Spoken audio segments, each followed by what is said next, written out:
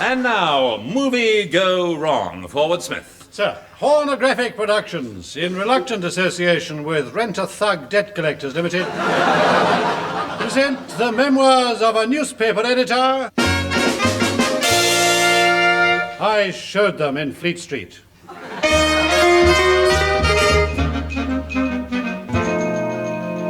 My name is Hieronymus Newtgrasper. For many years I was editor of the Daily Globe. In fact, I've spent most of my life in one newspaper or another. I find they're cheaper than suits. And as our story opens, I'm in conference with some of my staff. Marge, as woman's editor, do you have anything to put forward? Yes, I must protest about the way our sub-editors use their blue pencils. Once they get their hands on my articles, there's no stopping them.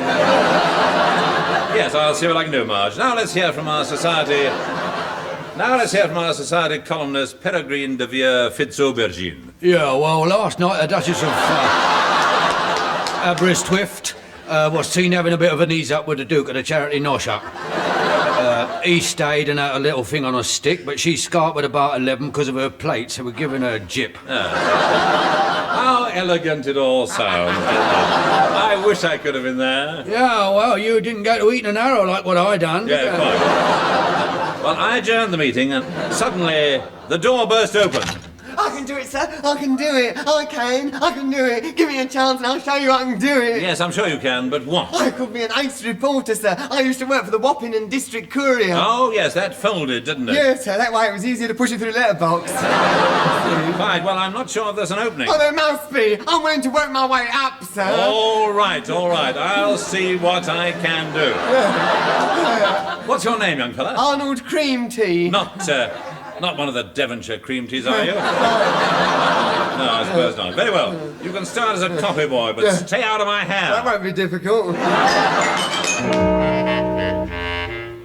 Arnold set to with a will. That was another young copy boy. Hey, listen, Will, I'm not going to be a copy boy all my life. One day I'm going to make it big. I'm going to be a great reporter. I'll be known as the man they can't. Can't what? I haven't decided yet. I mean, you've got to keep your options open. Hang on.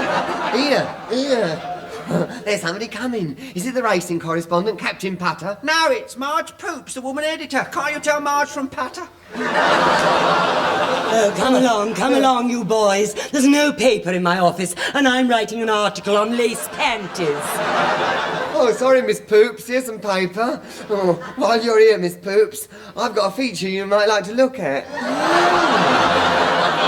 Oh, let's see. Is it all your own? Yes.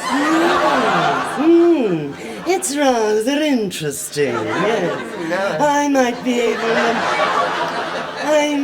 be able to use this.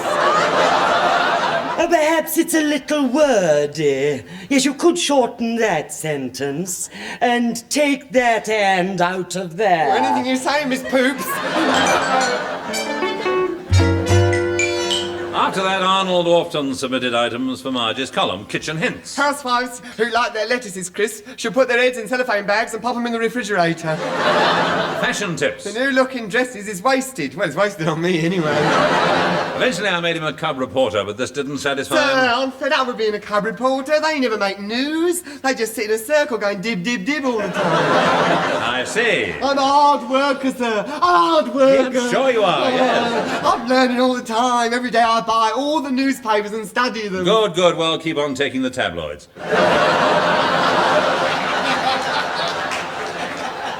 Perhaps this is an opportune moment to mention that I, Douglas Smith, play Fleet Street. I've lined myself with newspapers for the occasion. I start off at Ludgate Circus, bend in the middle, and end up in the law courts. I'm old and narrow. You can say that again. Yet visitors come for miles to see my bustle. So much traffic passes through me that sometimes I get rather choked. Oh, never mind, Smith. I think you're a nice street. Thank you very much. Surrounded by several rather quaint old squares. I shall refrain from comment. You'd better had. Now, where were we? Oh, yes. Arnold had started to make his mark in Fleet Street, but the police made him scrub it out.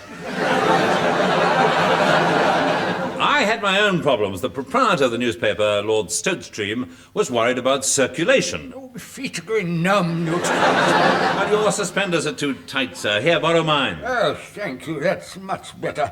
Now, what's this I hear about our cookery columnist being sent to jail? Well, I'm afraid it's true, sir. She refused to reveal her sources. Plucky little minx. Wasn't she? Yes. Now, look here, Newt Grosbear. I've got a report on our potential readership. Here it is. 13 million people broken down by age and sex. Really? Yes. And it shows that our main appeal is to this under-25 group. Oh, splendid. What? Only 25 out of 13 million? It's not good enough. You've got to pull your socks up, man. Well, I can't. You've got my suspenders. Well, damn it, if you haven't doubled the circulation in 6 months, you're sacked. Understand?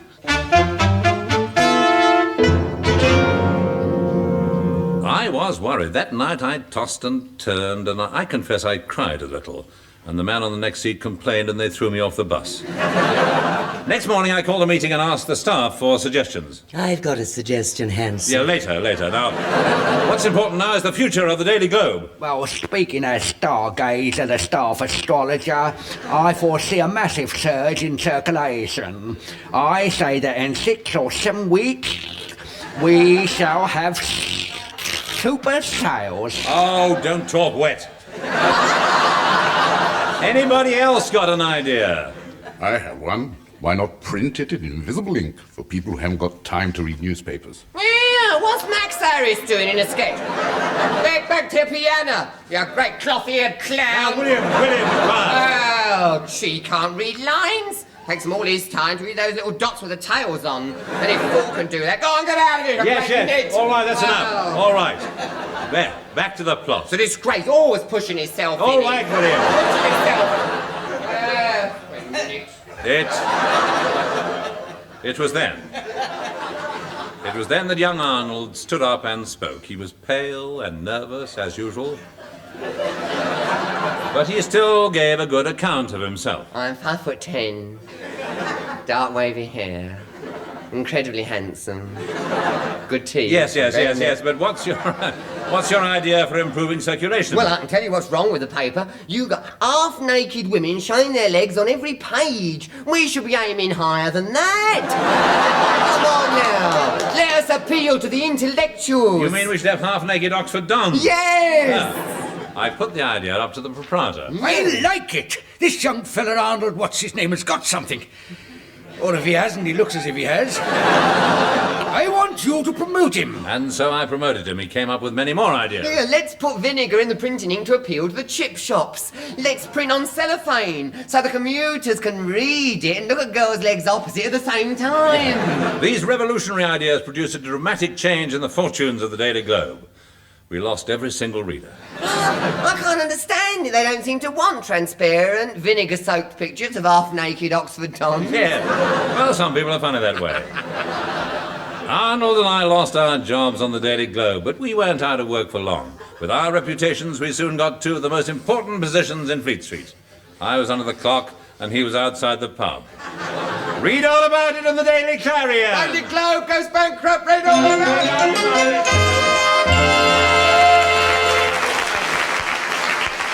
So ends this week's production. Next week, I'll personally introduce an extract from 7 Brides for One Brother. And I think you'll agree that's bigamy.